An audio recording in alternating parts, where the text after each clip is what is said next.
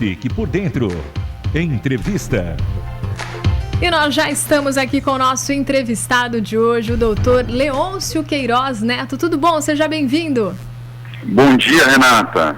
Ótimo dia, obrigada, viu, pela sua companhia. O doutor Leôncio, ele é oftalmologista e vai conversar conosco nessa quinta-feira a respeito do Dia Mundial da Visão. Bom, esse dia foi instituído, a gente falava aqui para os nossos ouvintes, usamos como tema, né, esse assunto também para o programa, e é toda segunda quinta-feira de outubro, é isso?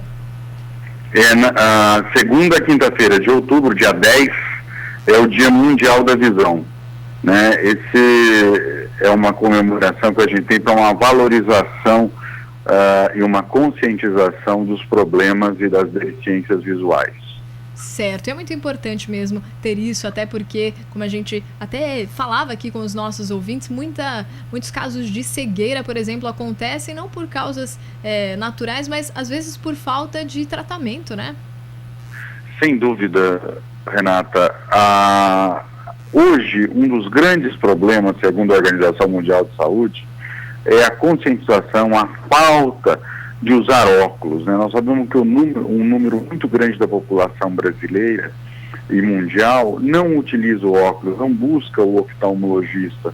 85% do nosso relacionamento com o meio ambiente é dado pela visão.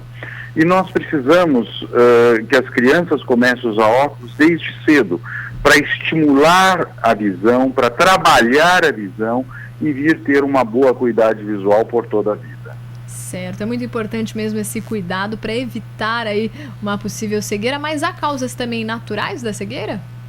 Sim, existem causas congênitas, uma série de anomalias que podem ter, mas sem dúvida hoje, com um pré-natal bem assistido, com o teste do olhinho que a criança faz logo ao nascer, nós estamos diminuindo e melhorando a saúde ocular. Mesmo assim, os dados do último censo do IBGE revelam que no Brasil, 36 milhões de brasileiros têm algum tipo de distúrbio da visão.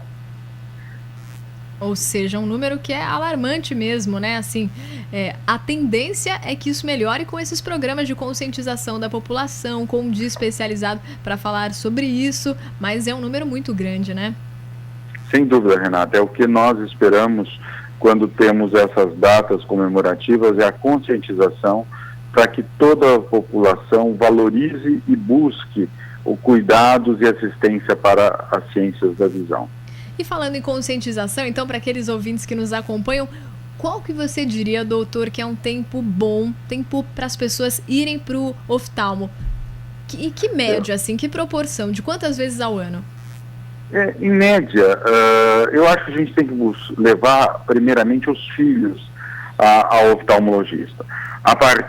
Tem o teste do olhinho que é feito logo ao nascer. Se a mãe, depois disso, achar que a criança não está fixando o olhar, que não está buscando as coisas, não está fixando, não está olhando direito, buscar. Do contrário, o primeiro exame oftalmológico deve ser em torno aí dos 3 anos, 4 anos de idade. Se algum problema for denotado, a necessidade do óculos, daí esses retornos são a cada ano e meio, 2 anos, quando é o tempo que muitas vezes o grau de um óculos vale.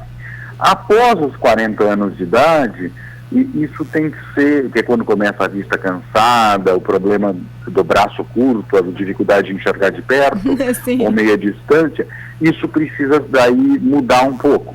E se a pessoa tiver associado uma diabetes, uma hipertensão arterial, qualquer outra doença sistêmica, esses interstícios do retorno ao oftalmologista devem ser mudados. Olha, muito interessante saber que outras doenças podem acarretar também aí em problemas, né, na visão. Que tipo de coisas, hábitos que a gente faça que também interferem na nossa visão?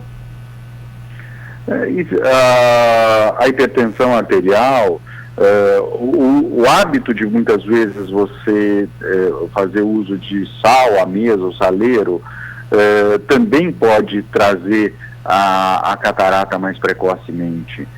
Quem tem casos de glaucoma na família, ou pessoas da raça negra, ou orientais, às vezes tem uma propensão maior a ter o glaucoma. E tudo isso tem que ser verificado nas consultas oftalmológicas. A visão saudável é importante, a visita periódica ao médico oftalmologista. Com certeza. E usar óculos, a gente poderia dizer que, por exemplo, no caso a pessoa tem algum problema na visão, ela usar o óculos, ela pode reverter um pouco esse problema, no caso miopia, astigmatismo, ou não? Ou ela só vai conter que ele não avance? Os graus têm geralmente uma evolução na fase de crescimento. Na idade adulta eles tornam-se mais ou menos estáveis.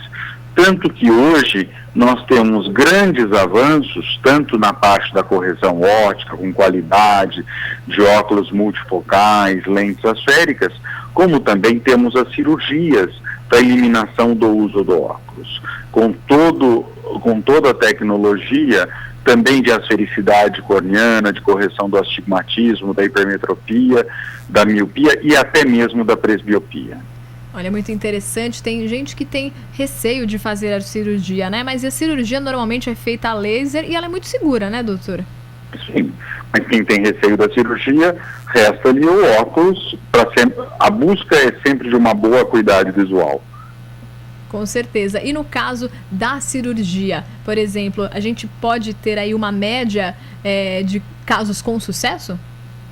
A cirurgia refrativa, ela tem sucesso da ordem de 98%. Ou seja... É uma cirurgia que tem, o que é necessário é fazer um exame prévio muito bem feito, com toda a tecnologia, para que você denote como é que é a superfície ocular, a correção das aberrações, o tipo de grau, e se não há nenhuma doença prévia, se esse olho é saudável, pode ter toda a sua visão corrigida.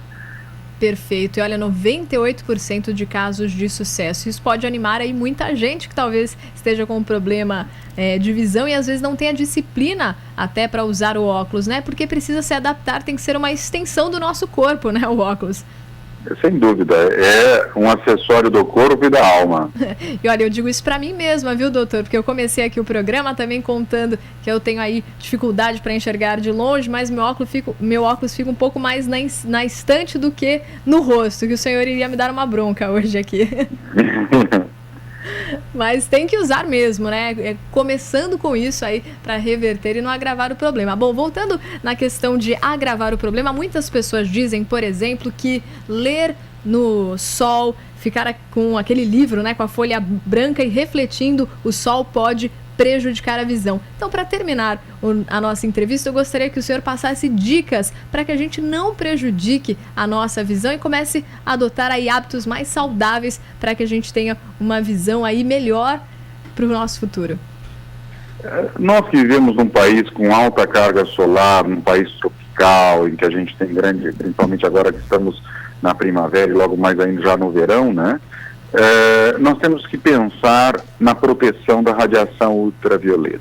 Assim como o sol toca a nossa pele, ele toca os nossos olhos e adentra os nossos olhos. E nós temos tecidos que revestem o globo ocular, como a retina, que tem uma complexidade biológica muito grande e que necessitam ter proteção. E a proteção é sempre um óculos solar com filtro ultravioleta. Use a pessoa grau ou não seja um emétrico que não necessite de óculos, a proteção ultravioleta é necessária nos dias de hoje pelo aumento da radiação ultravioleta que está nos chegando devido à rarefação da camada de ozônio.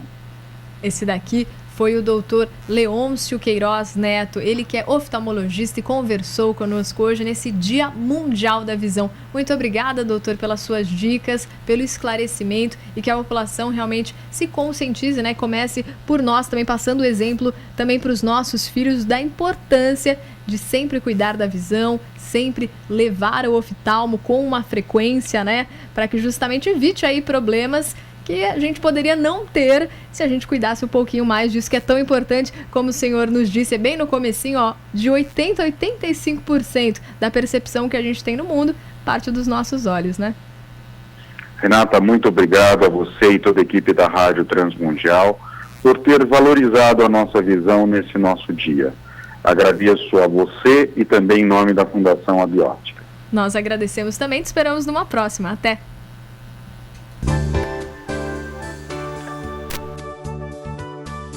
Fique por dentro no Bom Dia RTN.